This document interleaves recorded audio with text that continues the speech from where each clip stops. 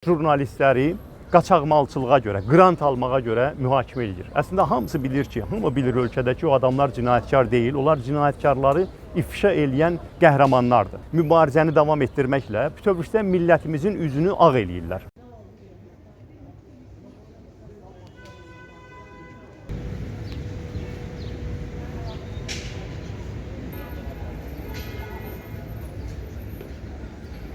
Abzas Media jurnalistlərinin məhkəmə prosesi davam elədi.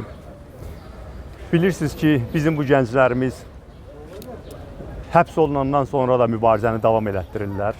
Onlarla qürur duymamaq mümkün deyil. Bu zərif gənc qızlar, bütün kollektiv, Ülvi Həsənli başda olmaqla, Sevinç Vaqif qızı başda olmaqla, bu adamlar nəyə görə həbs olunublar?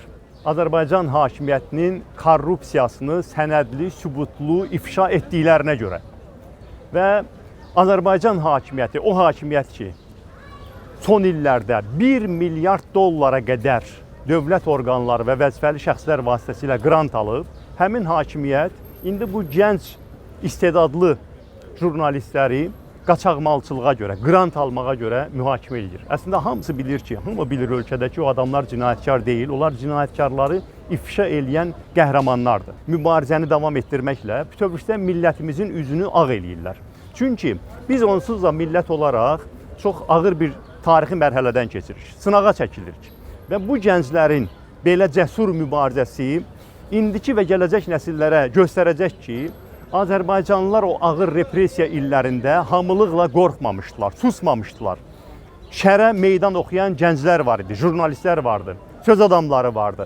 Və bu gənclər hal-hazırda o mübarizəni ən ağır şərtlərdə davam elətdirirlər. Bilirsiniz, bütün xalqlar demokratiyaya layiqdirlər, haqq eləyirlər. Amma istər-istəməz müzakirə olunur, kim yetişib bu iş üçün, hansı xalqlar hazırdılar?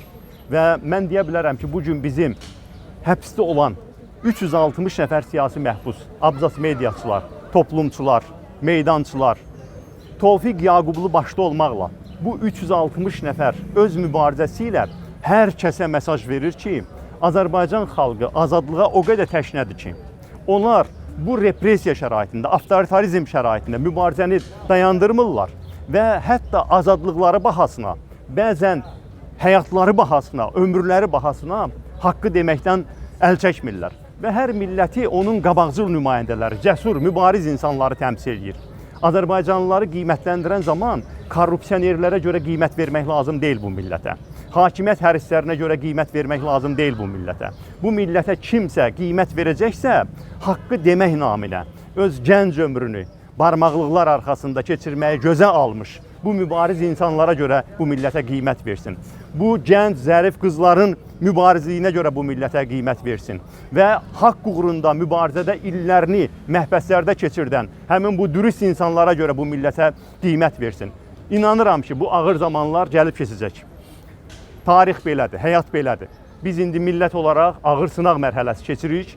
Bu mərhələdə mütləq gəlib keçəcək və bu mübariz insanların sayəsində həm də Azərbaycan xalqı o haqq elədiyi azadlıqlara yaxınlaşacaq.